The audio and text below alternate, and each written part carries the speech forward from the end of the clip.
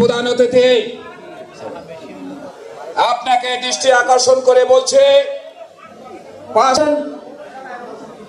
আমাদের মাঝে উপস্থিত রয়েছেন মহিলা ডিগ্রি কলেজ ছাত্র দলের সংগ্রামী সভাপতি সজীব তুফান, বিপ্লবী সভাপতি মীরা শুরু সকল নেতৃত্বকে জানাই বাংলাদেশ জাতীয় ছাত্র দলের পক্ষ থেকে রক্তিম শুভেচ্ছা ও নির্দেশনা মতে আমাদের বিএনপির অঙ্গ ও সহযোগী সংগঠনের অনেক জনে এবং বর্ণদীর বক্তব্য দেবে 3 জনে। আপনারা দয়া করে কেউ সভাপতি বাটাতন ইউনিয়ন বিএনপি নেতা জাকির হোসেন আমাদের মাঝে উপস্থিত রয়েছেন। সকলকে ধন্যবাদ। আগুন থানার নেতাদের পরিচয় করিয়ে দিচ্ছেন আজকের অনুষ্ঠানের সঞ্চালক।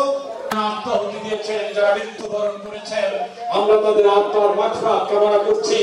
সমাবেদনা প্রকাশ তারেক রহমান বরিশাল বিভাগের রাজনীতিকে সুসংগঠিত করার জন্য প্রতিটি উপজেলা, ইউনিয়ন, ওয়ার্ড থেকে জেলা পর্যন্ত সুসংগঠিত করার জন্য দায়িত্ব দিয়েছেন যাদেরকে, সেই টিমেরই আমি রয়েছি শীর্ষ।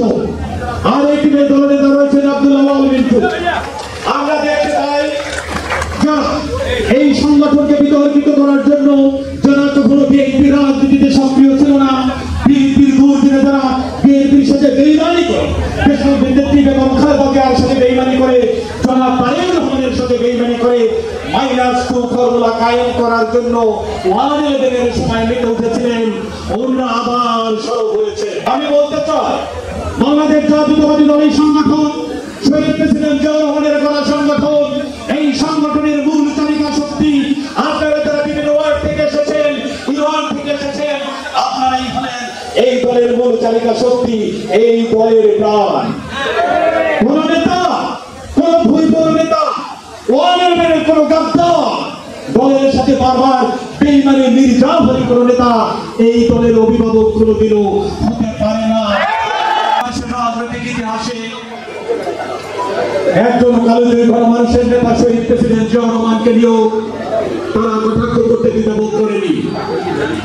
বর্তমান সময়ে বাংলাদেশের আদর্শিক রাজনীতি প্রতিষ্ঠার জন্য, সুশৃঙ্খল রাজনীতি প্রতিষ্ঠা করার জন্য যিনি তার দিক নির্দেশনা বারবার দিয়ে যাচ্ছেন, আমাদের সেই রাজনৈতিক অভিভাবক জনাব তারেক রহমানকে নিয়েও তারা কটূক্তি করতে দ্বিধাবোধ করেনি।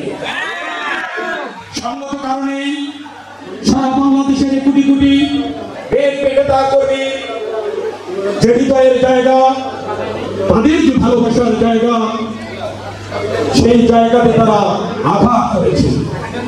প্রতিবাদে সারা বাংলাদেশের নেতা কর্মীরা সংক্ষুব্ধ হয়েছে, কিন্তু জনাব তারেক রহমান নির্দেশনা দিয়েছেন কোন রাজনৈতিক দল যদি রাজনৈতিক ভাষায় কথা বলে তবে তার প্রতিবাদ আমাদেরকে রাজনৈতিক ভাষায় করতে হবে।